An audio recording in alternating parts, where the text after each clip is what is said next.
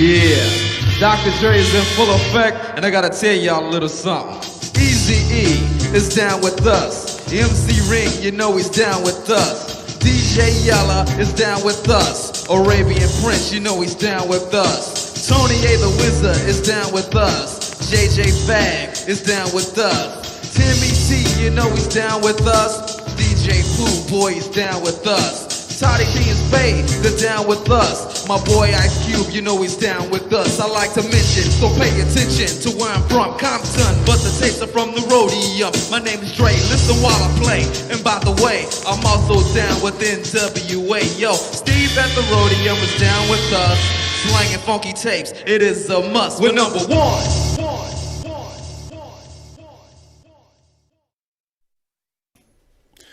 Yo, welcome everybody to a special announcement Sunday for Roadium Radio, hosted by me, Tony A. Of course, you guys see me on every Wednesday. So far, every Wednesday has gone great. I got some more guests lined up for the rest of the year, pretty much. I have November, I have December, I have January, and I'm working on February. So I have those months already booked, working on February. Every so often, you're going to see an email pop up on the screen. That's rodiumradio@gmail.com. Please send in all your comments if you have any. If you have any guests that you would like to invite, please write me there. Do not DM me or do not message me. I don't read those messages, okay? I don't handle that. Send in your music if you want me to hear music, because I get a lot of people tell me, listen to my music. You know what? I want this guy. Can you interview this guy on your show? Do not DM me. Do not message me. I will not read those comments, okay, or those messages.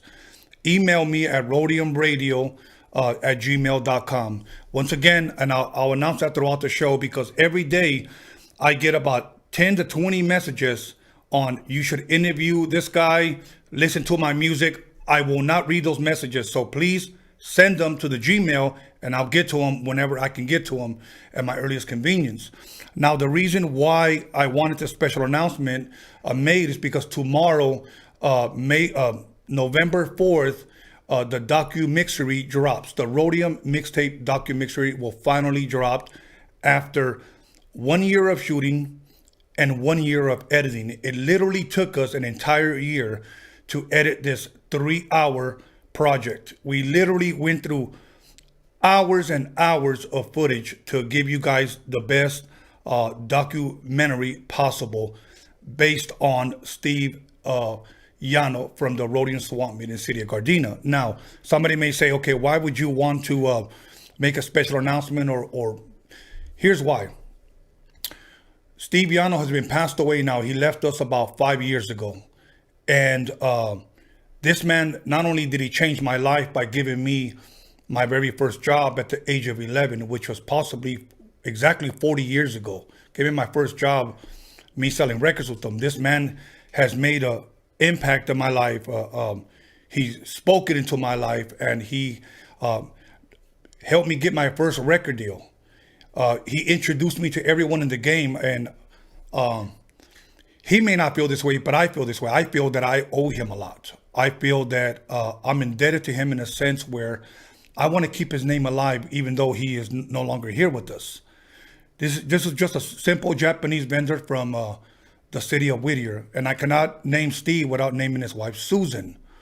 Now, when he passed away, I spoke to Susan. I called his wife and I asked her, would you mind if I did a documentary on Steve Yano?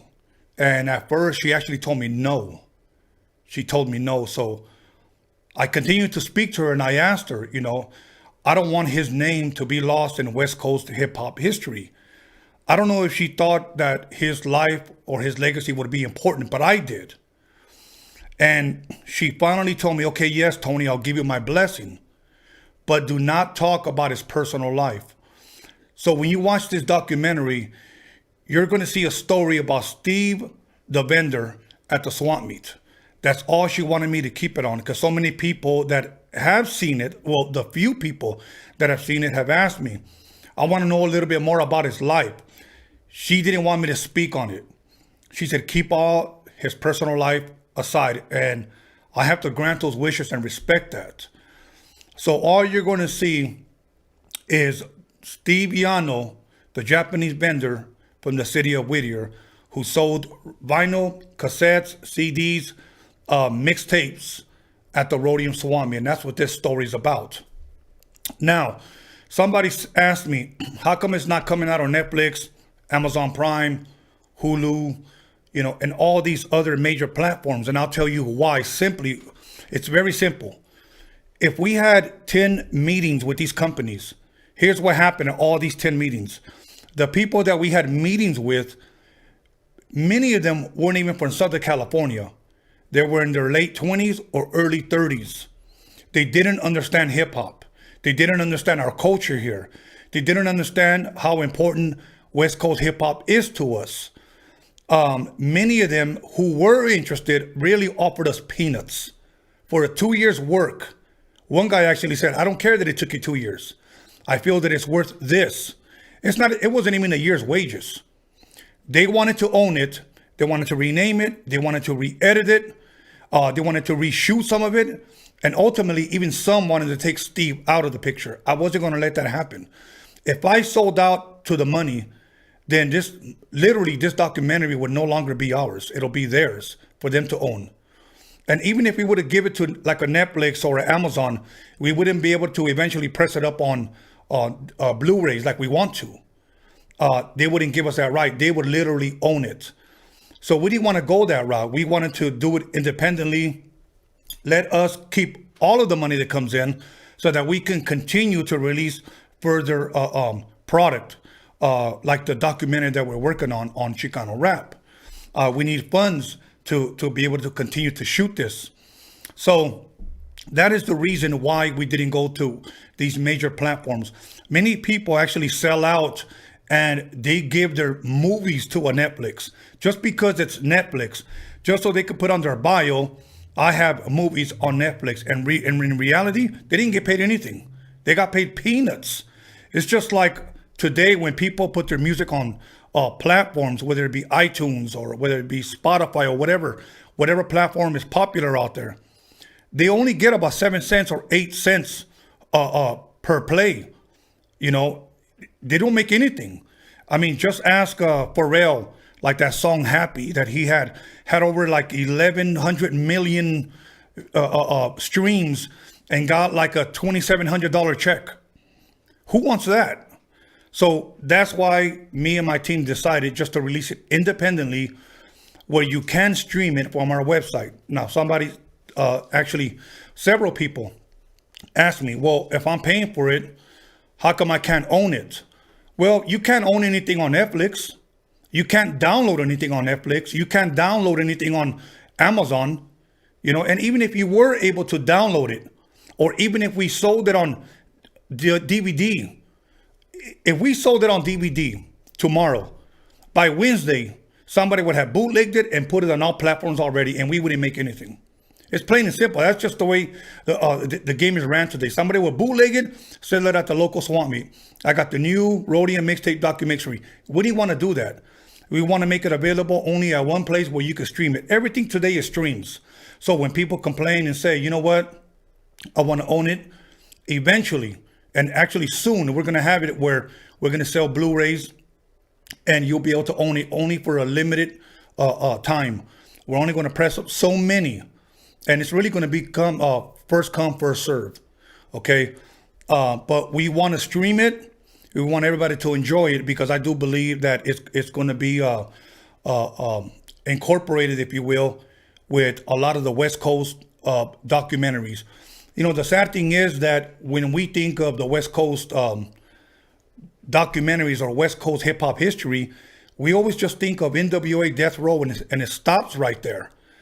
This is actually before that. I like to call this documentary, or should I say Documixery, the prequel to Straight Outta Compton. So I'll say it again. I consider this documentary, Documixery, the prequel to Straight Outta Compton, because this is where it all started. This is where Dre, Cube, and Easy, JJ Fad, Tone Loc, even Michelle A, Ren, the whole NWA camp, High C. I have the original High C tape that I did for him here at the Roadium Swamp Meet. This is where they all started. Why make a documentary? Number one, Steve Yano had so much input on the NWA projects, had so much love for independent artists that he sold a lot of the records when the major record stores wouldn't take them. And all of that is shared by over 20 people in this documentary. And I encourage everyone to watch it. You know, I do think that you will not be disappointed. As a matter of fact, I know you will not be disappointed. And this will be one of your favorite documentaries to watch. I guarantee it. I guarantee it. Why did I take so long? Because I knew that it had to be a hit. It could not be a miss. If you really, really want to learn about the roots of where a lot of these groups came from, you have to watch this documentary. And it started with this man named Steve Yano. Steve Yano, may he rest in peace. Once again, tomorrow it'll be out on November 4th. Only available at Documixery.com. You should be able to watch it. The website should be able to pop up on the screen every once in a while.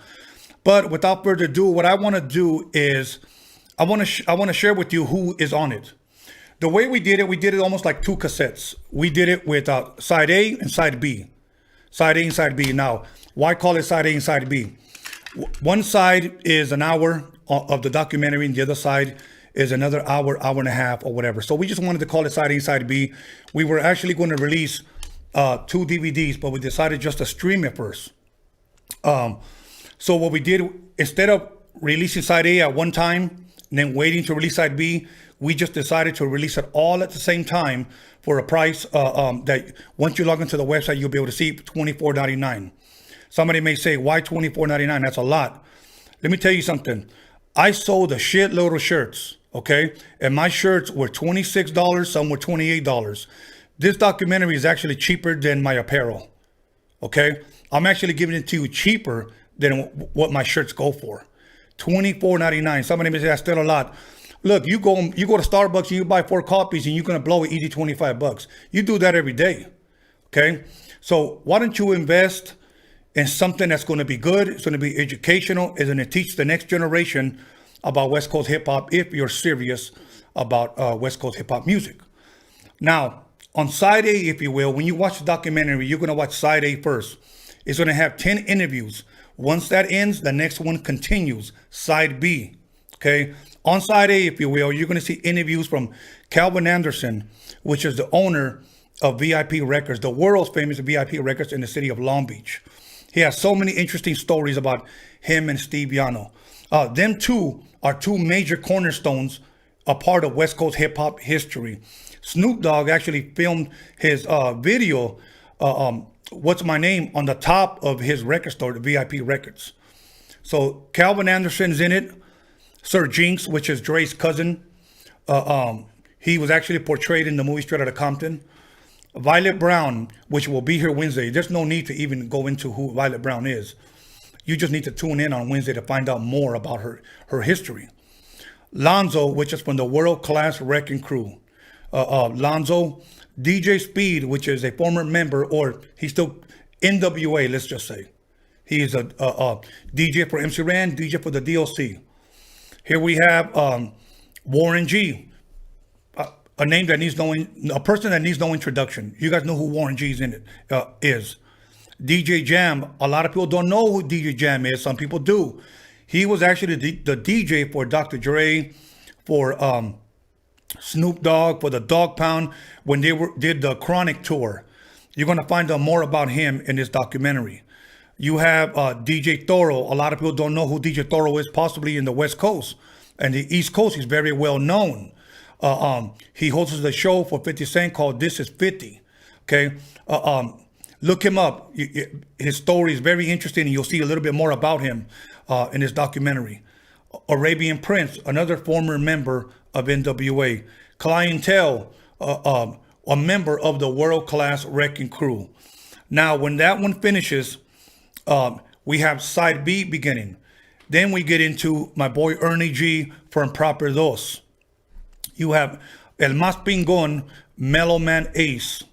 You have Kid Frost, another person that needs no introduction. You have Big Cedric. He was on the Lopez Show. He's a comedian. He's an actor. The jack of all trades. Then you have Mr. Cartoon. A lot of people don't know that Mr. Cartoon got his start at the Roadium Swamp Meet. And he actually shares that story in the Documixery. That how his stand was right in back of Steve's record stand, if you will. And that's where he started airbrushing with his pops. Then you have Second to None. Everybody knows who Second to None is. You have High C, I'm Not Your Puppet. This was actually the cassette that we did that got the attention of the executives in at Disney. And this is where we got our record deal. Then we have AMG, Bitch Better Have My Money. Then we have Greedy Greg. He was just recently on Roadium Radio. He was the former manager of Domino, DJ Quick, Second to None, AMG, High C, me. Okay. Then we have DJ Ritmatic from the world famous Beat Junkies. Awesome DJ, awesome crew. He shares his stories and confirms everything that I say about Steve. Then we have DJ Money B. He is right now the current road manager and DJ for Warren G. Then we have Breakbeat Lou, somebody that you just have to listen to Breakbeat Lou. If you're a DJ and a producer, you better know what the ultimate breaks and beats are. Thanks to him and Lenny, when they release this compilation of the ultimate breaks and beats, which he shares in this documentary, you'll understand where a lot of the West Coast hip hop sound came from. Much love to Breakbeat Lou. Then we have an artist that actually drove out here from Vegas. His name is Joseph Watson. He was inspired by Mr. Cartoon to open up a airbrush stand at the Roadium Swamp Meet. And there he began airbrushing. Now he owns his own store in Vegas. And he drove all the way down with artwork that he drew of the Roadium Swamp Meet. But as you watch the documentary, you'll be able to see his artwork. Then we have Carlos Luque. Everybody knows him on social media as C1. He was actually a former employee for Steve Yano, another individual that Steve hired when he was only 11 years old. Then we have my boy Class One. He was hosting, or he was at the Beat Swamp Meet, and there he did a little interview thanking Steve Yano because what they're doing at the Beat Swamp Meet today is actually was inspired by what Steve did at the Roadium Swamp Meet. So once again, those are over 20 people that have contributed to this Documixery, and I'm actually very, very happy and excited that it's finally coming out, because for a while it really, really was a burden when we had to edit all of this awesome footage. We had to, get some out, put some in. No, that's not going to work. Sometimes we would edit for 6 hours, and we had only done like 15 minutes worth of work. That's how, if you will, intense editing is. It's crazy. But here's what we're going to do. We're going to go ahead and show you a little clip of what you're going to be purchasing. The first clip is from Side A. Now, once again, when you purchase it, you're going to get just one film. When one ends, the other one will start right after. So this is from Side A, and this is a clip. Hope you enjoy it. Leave a comment, positive or negative. I don't care, because I know you're going to like it.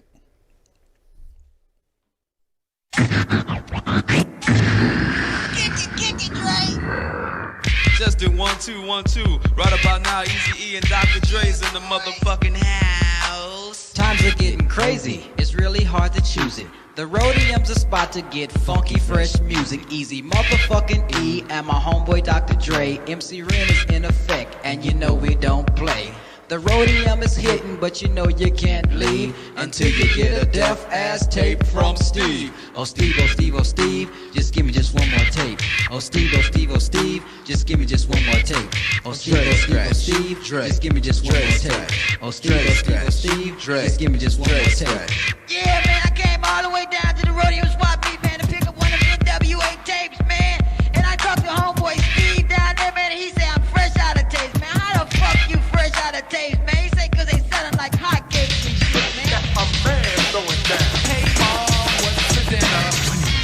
man, like the NWA and Eazy-E music hit the Roadium Swap Meet mixtapes first. Like when we dropped our records, man, it was cool putting your records out, but even though people knew who Dre was and I was and Cube and Yella before, they didn't really know who Eazy was.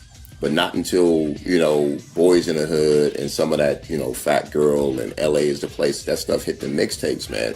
That's what kind of put it out there for people to know, like, what is this Eazy-E? What is this NWA thing? So I think it was like a big, big push. The Roadium Swap Meet mixtapes had a huge impact on hip-hop and the hip-hop culture because it was different. And, wasn't nobody doing it like that. You had New York, they was doing mixtapes, but, you had NWA who was saying whatever the fuck they wanted to say. Motherfuckers wasn't doing that shit, speaking how they wanted to speak, and what that did was open up a lane for what they call gangster rap today and the hip-hop culture. And it really opened up lanes for pretty much for the West Coast gangster shit to get out. And nobody else was doing that, and it was just different.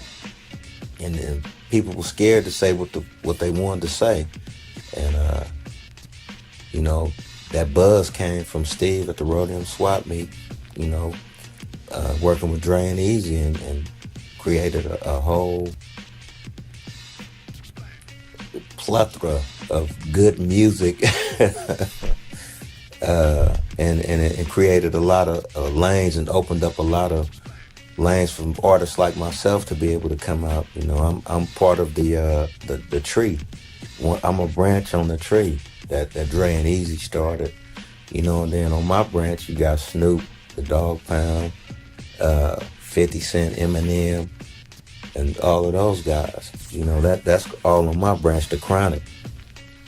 And that's what it created, man. Once again, that was just a little short clip so you guys can see what you guys are going to get. Now, one thing that I wanted to do that was different from all other documentaries is that not only have I seen documentaries being filmed or documentaries, I've been there when very well-known artists have sat there for 2 hours and were filmed. And when I finally seen the documentary, whoever edited that documentary, they only put them in maybe for like 10 seconds. I didn't get it. So I allowed these artists to share their stories. Meanwhile, it gave me an opportunity to show a lot of B-roll footage, meaning to show pictures as they're telling the story, as you guys just saw.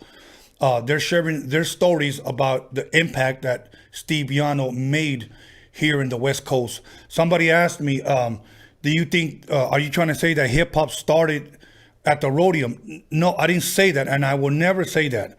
But what I am saying, like a VIP Records, Steve at the Roadium Swap Meet was a major contributor to the West Coast. It was a cornerstone, a big cornerstone. I mean, think about this. Then NWA came out of the Roadium Swap Meet. NWA came out of the Roadium Swap Meet, and it all started with these mixtapes. If you listen to like songs like Gangster Gangster, 8 Ball, Boys in the Hood, all that cutting and scratching that you hear on the choruses, it's all from the Roadium mixtape stuff. Many of those lyrics that they used on my mixtapes and on Dre's mixtapes, many of those lyrics were later on used in some of those songs, so, and you'll be able to hear some of the original rapping from Ice Cube, from Eazy, from Dre, all throughout the Documixery, which you will hear nowhere else. These tapes were sold only exclusively, or should I say, they were made exclusively for Steve at the Roadium, and then Steve would eventually go and sell them to mom and pop record stores to get, because that was our social media, to get these mixtapes out. That's how I got, if you will, somewhat popular on the streets, because they were sold at many other record stores when Steve sold them to them at wholesale. So anyways, I saw this one guy write on the comments that was the Paramount Swap Meet. Look, dude, I don't know how people can be so dumb. I'll be honest with you. I don't know. If I got a shirt that says the Roadium and the documentary is called the Roadium Mixtape Documixery, how does somebody say Paramount Swap Meet? Like, Anyways, but I forgive you. Let's move on. So it's at the Roadium Swap Meet in the city of Gardena. Okay. Anyways, you're gonna see the email pop up once again. Somebody was telling me you should get this guy on. I'm telling you, I'm not gonna read those messages, man. I'm not. If you DM me, if you message me on Facebook, I'm not gonna read those messages. I'm not trying to be an ass, but you know what? Sometimes I have to tell people straight up, send them to the email. If you send me music, if you send me a request for somebody, I will not read it. Okay? Send them to the email. When I get an opportune time, I will get to it. So once again, the documentary drops tomorrow. Actually, we're going to try to drop it tonight at midnight. But if anything, it'll be available tomorrow morning. And once again, I just mentioned everybody that was in it. I hope that everybody supports it like they told me they would. You know, people have told me I've been dying for this to come out. I want to watch it. I want to support it. And I'll say it again. The DVDs will eventually be out. Okay? I promise you they will eventually be out. But if I were to put them out tomorrow, they would be on all platforms by Wednesday, and I cannot afford that. Okay? Somebody will bootleg the shit out of them. Somebody will load it up on YouTube, and I wouldn't make anything. So you can only get it at Documixery.com. Documixery.com is $24.99. My shirts are more expensive than the actual documentary. And including tomorrow, to go with the documentary, everything on my apparel would be free shipping. Free shipping. So you can order, you don't have to pay for shipping. I'll eat the shipping. Okay? So all my shirts, free shipping. You can order them. All my shirts are dope, okay? I haven't heard anybody complain, and I've sold a shitload of them. And honestly, and I thank you guys, the fans, because we wouldn't be able to do this without you guys. So now, before we get on to our next clip, I'm not going to hold you guys too much longer. This will eventually be on YouTube right after, so everybody can view it and you can share it with other people. But first of all, I want to give thanks and credit where credit is due. I want to thank John Elkins. He likes to be called John motherfucking Elkins. He's like my right-hand man, sometimes my left-hand man, depending if he's driving or not. You can reach him at JE Visuals on Instagram or on Facebook. And he was my main camera guy. Okay, I cannot honestly thank him enough. I would like to thank Daniel Jones, DG, or you can reach him at DG Media Clips on Instagram. I would like to thank first and my son Brian. You can reach him on social media, Instagram, Be Scanless, for just being a part of it, helping me promote this. Also would like to thank Kerry Fujita, South Bay Drones, an amazing drone guy. All the aerial footage that you saw was shot by this man, an amazing drone guy. He's just not one of these guys that just takes a drone up and down. This guy is amazing, and you're going to see it throughout the documentary. Also like to thank my 3 sound men. These men helped me get the best sound quality out of this documentary. Sometimes when we recorded, we were outside and there was wind, there was cars passing by, all kinds of crap. Boomer did it from the Remedy Yard. Thank you. Wiz1, thank you. And Roger Mera, also known as Roger Live, thank you. Those are my sound guys. What I just mentioned, who I just mentioned is my team. Okay, that's my team. And if it wasn't for them, this would have never have taken place. It would have never have taken place. I would like to thank, shout out to Johnny DeLeon, to Class. If I'm forgetting anyone, forgive me. I'll mention it on Roadium Radio Wednesday. But once again, that was my team. This is who helped me put this tape together. I want to quote a good friend of mine named Curtis Harmon. A lot of people from the West Coast know who Curtis Harmon is, DJ Curtis Harmon. He now lives in Japan. We allowed him to see this documentary, and he said he laughed, he cried, and he said, Steve Yano would be proud of you. And that right there is my pay. That right there was enough for me, because I'm talking about a man who's no longer with us and who literally changed my life, who blessed me and blessed my family. And the people that I know is because of him. simply because of him. So this is my way of thanking him, and help me thank him by ordering this and watching this and listening to his stories. Once again, I have over 20 people that will confirm everything that I'm saying is true. You know, this man was a blessing to the West Coast, and may his name never be forgotten. After tomorrow, I hope and pray that his name will never ever be forgotten. Steve Yano, Steve and Susan, thank you very much. Once again, my apparel, no sales tax. I'm sorry, no shipping, free shipping. So once again, go ahead and order that along with the documentary.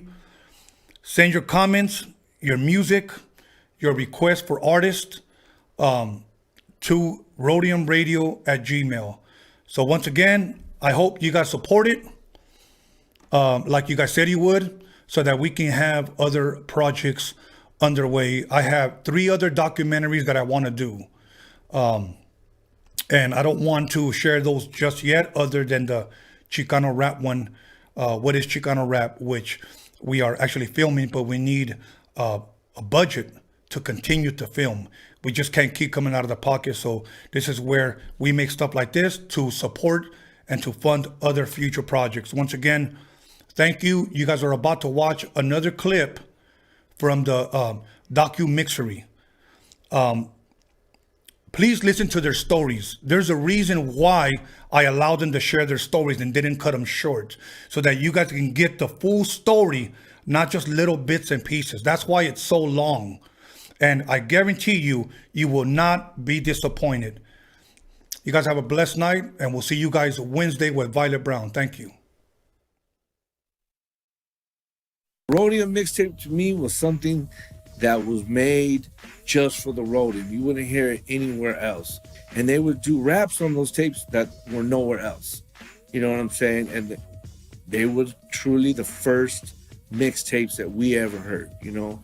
And they would shout the Roadium out, and you could kind of tell it was like someone's garage, maybe. The little echo, you know what I mean? It wasn't completely perfect and polished yet. But that was the beauty of it, that it was so raw that we could feel that shit. And I would just play them shits and draw.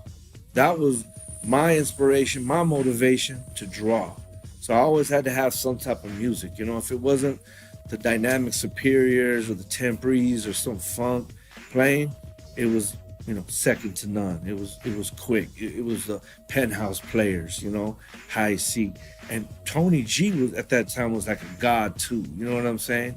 He was out there DJing Latin freestyle parties, and all the girls had their hairspray like a lion and shit, and hickeys on their neck, and man, pushing strollers, and we'd be like, ooh, look at, you know, these parties at La Casa and shit, you know what I'm saying, in downtown, and mini trucks and beds were folded in the air like transformers and shit in the boulevard, coming up and changing and flipping, and subwoofers beating before the person even hit the corner. You get goosebumps, like, damn. And Elko would bend the corner on Dayton's, and you were like, ooh, that fool's strapped right there. That fool gotta be strapped. Motherfucker had candy ribbons, little Willie ribbons from Compton on the side of his shit. Jerry curl dripping all over his shit. Bent over to the side, bumping that fucking Roadium shit. And he had a tape that only came from right there. And if you didn't know about that place, or you didn't live in that area, you didn't have that shit. So that's kind of one up that the Harbor area had on a lot of other people. Compton was next door, but that Harbor area was ended in Gardena. You know what I'm saying? So, man, those were great times, man. A Roadium mixtape is like a kilo of cocaine. It's like a kilo of Amigo powder. You get that shit, you cut that motherfucker open, and you put it in your motherfucking CD player, and you start listening, and you be like, that's dope, shit, this is dope.